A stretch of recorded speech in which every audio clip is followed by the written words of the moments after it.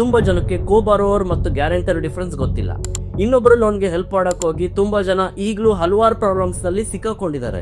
ಅದು civil score ಆಗಿರ್ಬೋದು ಅಥವಾ ಲೋನ್ ರೀಪೇಮೆಂಟ್ ಆಗಿರ್ಬೋದು. ಸೊ ಇವತ್ತು ಕೋ ಬಾರೋವರ್ ಮತ್ತೆ ಗ್ಯಾರಂಟರ್ ಆದವರಿಗೆ ಲೋನ್ ಮೇಲೆ ಏನೇನ್ ಜವಾಬ್ದಾರಿ ಮತ್ತು ಏನೇನ್ ಪರಿಣಾಮಗಳು ಅಂತ ನೋಡೋಣ. ಕೋ ಬಾರೋವರ್ ಅಂತ ಅಂದ್ರೆ ಕೋ ಅಪ್ಲಿಕೆಂಟ್ ಆಗಿರೋರು.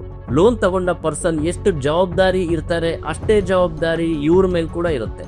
ಯಾಕೆ ಅಂದ್ರೆ ಇದು ಜಾಯಿಂಟ್ ಲೋನ್ ಅಂತ ಕನ್ಸಿಡರ್ ಮಾಡ್ತಾರೆ. ಕೋ ಬಾರೋವರ್ನ ಇನ್ಕಮ್ ಕೂಡ ಲೆಕ್ಕದಲ್ಲಿ ತಗೊಂಡು ಈ ಸಾಲ ಕೊಟ್ಟಿರ್ತಾರೆ. EMI ಟೈಮ್ ಟು ಟೈಮ್ ಕಟ್ಟೋದು ಲೋನ್ ತಗೊಂಡಿರೋರ ತರಾನೇ ಕೋ ಬಾರೋವರ್ ಮೇಲೆ ಕೂಡ ರೆಸ್ಪಾನ್ಸಿಬಿಲಿಟಿ ಇರುತ್ತೆ. ಕರೆಕ್ಟ್ ಆಗಿ ಲೋನ್ ಕಟ್ಟದೆ ಲೋನ್ ರಿಕವರಿ ಅಂತ ಬಂದಾಗ ಬ್ಯಾಂಕ್ನವರು ನಿಮ್ಮ ಹತ್ರ ಕೂಡ ವಸೂಲಿ ಮಾಡಬಹುದು. ಹಾಗೇನೆ ಒಂದು EMI ಮಿಸ್ ಆದ್ರೆ ಕೂಡ ಲೋನ್ ತಗೊಂಡಿರೋರಿಗೆ ಹಾಗೆ ಕೋ ಬಾರೋವರ್ ಇಬ್ಬರದ್ದು ಸಿವಿಲ್ ಸ್ಕೋರ್ ಮೇಲೆ ಎಫೆಕ್ಟ್ ಆಗುತ್ತೆ. ಗ್ಯಾರಂಟರ್ ವಿಷಯ ನೋಡೋದಾದ್ರೆ ನೀವು ಜಸ್ಟ್ ಗ್ಯಾರಂಟಿ ಕೊಟ್ಟಿರ್ತೀರ, ಲೋನ್ ತಗೊಂಡಿರೋರು ನಿಮಗೆ ಗೊತ್ತು ಅಂತ, ಪರಿಚಯ ಅಂತ. ಗ್ಯಾರಂಟರ್ನ ವಿಷಯದಲ್ಲಿ ಈ ಎಲಿಜಿಬಿಲಿಟಿ ಏನು ಚೆಕ್ ಮಾಡಲ್ಲ. 1 ಅಥವಾ 2 EMI ಮಿಸ್ ಆದಾಗ ಗ್ಯಾರಂಟರ್ಗೆ ಏನು ಬ್ಯಾಂಕ್ ಕೇಳಲ್ಲ.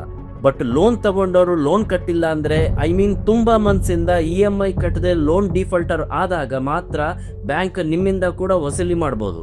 ಅಂದ್ರೆ ಕೋ ಬಾರೋವರ್ ತರ ಗ್ಯಾರಂಟರ್ ಮೇಲೆ ಕೂಡ ಅಷ್ಟೇ ರಿಸ್ಕ್ ಇದೆ. ಆದ್ರೆ ನಾವ್ ಅನ್ಕೋತೀವಿ ಬಿಡು ಫ್ರೆಂಡ್ಗೆ ಗ್ಯಾರಂಟರ್ ಆಗಿ ನಾವು ಲೋನ್ ಕೊಡಿಸ್ಬೋದು ಅಂತ. ಆದ್ರೆ ಎಷ್ಟೋ ಜನ ಗ್ಯಾರಂಟರ್ ಆಗಿ ಸೈನ್ ಮಾಡಿ ತಮ್ಮ ಸಿಬಿಲ್ ಸ್ಕೋರ್ ದುಡ್ಡು 2 ಕಳ್ಕೊಂಡಿದ್ದಾರೆ, ಹಾಗೆ ಫ್ರೆಂಡ್ಶಿಪ್ ನ ಕೂಡ. ಸೊ ಗ್ಯಾರಂಟರ್ ಆಗೋಕ್ಕೂ ಮುಂಚೆ 10 ಸರ್ತಿ ಯೋಚನೆ ಮಾಡಿ ಸೈನ್ ಮಾಡಿ. ಯೂಶುವಲಿ ಕೋ ಬಾರೋವರ್ ಅಥವಾ ಕೋ ಅಪ್ಲಿಕೆಂಟ್ ಹಸ್ಬೆಂಡ್ ಅಂಡ್ ವೈಫ್ ಅಥವಾ ತಂದೆ ಮಕ್ಕಳು ಈ ತರದವರು ಲೋನ್ ತಗೊಂಡಾಗ ಉತ್ತಮ ಇರುತ್ತೆ.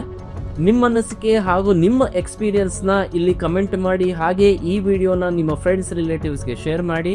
ಇದೇ ತರ ಮನಿ ರಿಲೇಟೆಡ್ ವಿಡಿಯೋಸ್ಗೆ ದೊಡ್ಡಪ್ಪನ ಫಾಲೋ ಮಾಡಿ.